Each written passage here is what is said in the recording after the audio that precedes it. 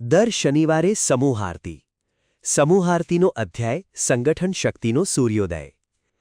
પ્રિય બંધુ ભગિનીઓ, ભારતીય સંસ્કૃતિ અને સનાતન હિન્દુ ધર્મનો ઇતિહાસ હજારો વર્ષ જૂનો છે અને અત્યંત ગૌરવશાળી રહ્યો છે. આપણી ઋષિમુનિઓની પરંપરાએ આધ્યાત્મિક ઉન્નતિ માટે અદ્ભુત માર્ગો બતાવ્યા છે. પરંતુ વર્તમાન યુગની ભૌગોલિક, સામાજિક અને સાંસ્કૃતિક પરિસ્થિતિઓ તરફ નજર કરીએ તો સમજાય છે કે સંગઠન વિના કોઈ પણ સમાજ કે ધર્મ લાંબો સમય ટકી શકતો નથી. આજે આપણો હિન્દુ સમાજ જ્ઞાતિઓ, પેટાજ્ઞાતિઓ અને ભૌગોલિક સીમાઓમાં વહેંચાયેલો છે, જેના કારણે સામૂહિક એકતાનો અભાવ વર્તાઈ રહ્યો છે. આ ગંભીર વિષય પર ચિંતન કરીને વિશ્વ ઉમિયા ફાઉન્ડેશન દ્વારા સમાજ અને ધર્મના સુદૃઢીકરણ માટે એક અત્યંત પ્રેરણાદાયી અને ક્રાંતિકારી સામાજિક આંદોલનનો પ્રારંભ કરવામાં આવ્યો છે, જેનું નામ છે દર શનિવારે સમૂહ આરતી.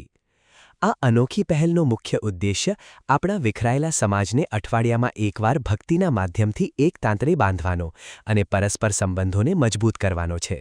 મંદિરના દીવડા તો રોજ પ્રગટે છે ચોમેર, આજે સમૂહ આરતીથી પ્રગટાવીએ એકતાની લહેર. સંસ્કૃતિના ઇતિહાસ પર નજર કરીએ તો ખ્યાલ આવે છે કે વિશ્વના મોટાભાગના મુખ્ય ધર્મોમાં પોતાના અનુયાયીઓને સંગઠિત રાખવા માટે સાપ્તાહિક ધોરણે એકઠા થવાની એક ચોક્કસ પરંપરા છે. ખ્રિસ્તી સમાજ દર અઠવાડિયે રવિવારે પ્રાર્થના કરવા ચર્ચમાં એકત્ર થાય છે, તો ઇસ્લામ ધર્મમાં દર શુક્રવારે જુમ્માની નમાઝ પડવા મસ્જિદમાં એકત્ર થાય છે. આ માત્ર ધાર્મિક વિધિ નથી, પરંતુ સમાજને એક તાંતરે બાંધી રાખવાની દૂરંદેશી અને એક મજબૂત વ્યવસ્થા છે. તેઓ પોતાના સુખ દુઃખ વહેંચી શકે છે અને વૈશ્વિક સ્તરે એક તાકાત તરીકે ઉભરી આવે છે, નવી પેઢીને ધર્મ સાથે જોડે છે અને સમાજમાં એકતા અને જાગૃતિનું વાતાવરણ સર્જે છે. પરંતુ હિન્દુ ધર્મ, સનાતન સંસ્કૃતિ તરફ નજર કરીએ તો આવી કોઈ નિયમિત અને સર્વમાન્ય વ્યવસ્થા ગોઠવી શકાયેલ નથી. હિન્દુઓ મંદિરે જાય છે, પણ પોતાની અનુકૂળતાએ. ત્યાં કોઈ સામાજિક ચર્ચા કે સંગઠનનું માધ્યમ બનતું નથી. પરિણામે વ્યક્તિગત રીતે સમૃદ્ધ હોવા છતાં સામૂહિક ધોરણે હિન્દુ ધર્મમાં માનનારો વર્ગ નબળાઈ અનુભવે છે. સંગઠનના અભાવે સનાતન સમાજ વિખરાયેલો રહ્યો છે. આજે શહેરીકરણ, ફ્લેટ કલ્ચર અને પશ્ચિમી અંધાનુકરણના કારણે સ્થિતિ એવી બની છે કે એક જ સોસાયટીમાં રહેતા પાડોશીઓ પણ મહિનાઓ સુધી એકબીજાને મળતા નથી. આ ગંભીર ચિંતાના કાયમી ઉકેલાર્થે વિશ્વ ઉમિયા ફાઉન્ડેશને બીડું ઝડપ્યું છે અને સનાતન પરંપરાને આધુનિક વ્યવસ્થા સાથે જોડીને દર શનિવારે સમૂહ આરતીની ભગીરથ પહેલ વહેતી મૂકી છે. આ કોઈ સામાન્ય ધાર્મિક આયોજન નથી, પણ હિન્દુ સમાજને અંદરથી મજબૂત બનાવવાનું એક જાગૃતિ અભિયાન છે.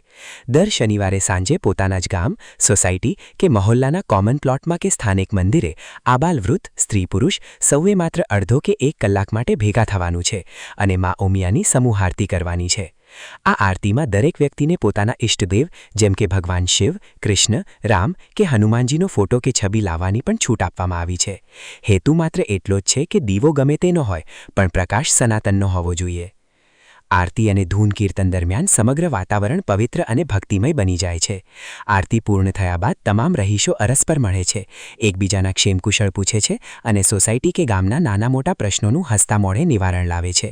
જ્યાં ભેદભાવ ઓગળી જાય છે અને માત્ર સનાતનની સંસ્કૃતિનું ગૌરવ પ્રગટે છે. આ વિચાર જેટલો સરળ છે એટલો જ શક્તિશાળી પણ છે.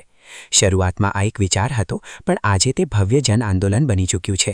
અત્યાર સુધીમાં 2000થી વધુ ગામ, શહેરો અને સોસાયટીઓ આ દિવ્ય સમૂહ આરતીના અભિયાનમાં સક્રિયતાથી જોડાઈ ગયા છે. માત્ર ગુજરાત કે ભારત જ નહીં, પરંતુ દેશ વિદેશમાં વસતા સનાતની ભાઈઓ બહેનો પણ આ જાગૃતિ અભિયાનનો હિસ્સો બની રહ્યા છે. દર શનિવારે સાંજે જ્યારે હજારો સ્થળોએ એક જ સમયે શંખનાદ અને આરતીના સૂર ગુંજે છે, ત્યારે વાતાવરણમાં એક અનોખી સકારાત્મક ઊર્જાનો સંચાર થાય છે. આ અભિયાનથી અનેક પરિવારોમાં નવી ચેતના આવી છે. સોસાયટીમાં રહેતા લોકો વર્ષો સુધી એકબીજાને ઓળખતા નહોતા, આજે આરતીના માધ્યમથી પરિવાર બની રહ્યા છે.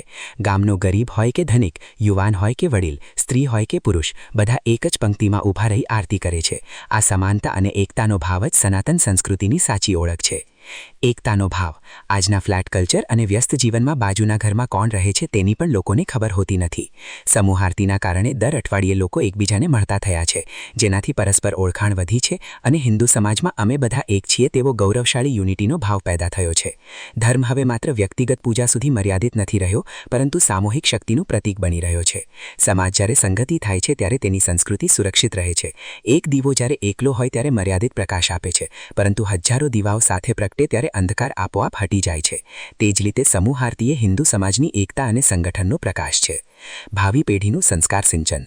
આ સામાજિક સમૂહ આરતીથી આપણા પરિવાર અને ભવિષ્યની પેઢીને જે સંસ્કારનું ભાથું મળી રહ્યું છે તેનું મૂલ્ય અમૂલ્ય છે। આપણી સંસ્કૃતિ, પરંપરા અને સંસ્કારો આજના ડિજિટલ યુગમાં જ્યારે આપણા બાળકો મોબાઈલ સ્ક્રીન અને સોશિયલ મીડિયાની આભાસી દુનિયામાં ખોવાઈ રહ્યા છે ત્યારે તેમને આપણી ભવ્ય સંસ્કૃતિના દર્શન કરાવવા અનિવાર્ય છે। જ્યારે નાના બાળકો પોતાના માતા-પિતા, દાદા-દાદી અને આખી સોસાયટીના વડીલોને એકસાથે મળીને શિસ્તબદ્ધ રીતે તાળીઓના નાદ સાથે આરતી કરતા જુએ છે ત્યારે તેઓ પણ આરતીની થાળી પકડશે અને તેમનામાં નાનપણથી જ ધર્મ, સંસ્કાર અને સામૂહિકતાના બીજ રોપાય છે। જ્યારે બાળક પોતાના માતા-પિતા સાથે આરતીમાં જાય છે ત્યારે તેને ધર્મ માત્ર પુસ્તકોમાં નહીં પરંતુ જીવનમાં દેખાય છે। આ પેઢી ભવિષ્યમાં સનાતન ધર્મની ધ્વજાને વધુ ઊંચે લઈ જશે। વળી આખા અઠવાડિયાની દોડધામ અને માનસિક તણાવ પછી શનિવારની સાંજે આ પ્રકારે દિવ્ય વાતાવરણમાં બેસવાથી અદ્ભુત માનસિક શાંતિ અને સકારાત્મક ઉર્જા પ્રાપ્ત થાય છે જે આખા પરિવારનું માનસિક સ્વાસ્થ્ય સુધારે છે। ધર્મ પ્રત્યે ગૌરવ। જ્યારે આપણા ધર્મના લોકો સંગઠિત થાય છે ત્યારે આપણી યુવા પેઢીમાં પોતાના ધર્મ પ્રત્યે લઘુતા ગ્રંથિ દૂર થાય છે અને હું સનાતની છું કહેવાનું ગૌરવ જાગે છે। લોકોમાં ધર્મ પ્રત્યે ગૌરવની લાગણી વધે છે। जहाँ आरती की ज्योत चले वहाँ संस्कारों का मान रहे। जहाँ समाज संगठित हो जाए वहाँ धर्म सदा महान रहे। સનાતનનો વિજય ધ્વજ। ઇતિહાસ સાક્ષી છે કે જે સંસ્કૃતિઓ સંગઠિત નથી તે સમયના વહેણમાં લુપ્ત થઈ ગઈ છે।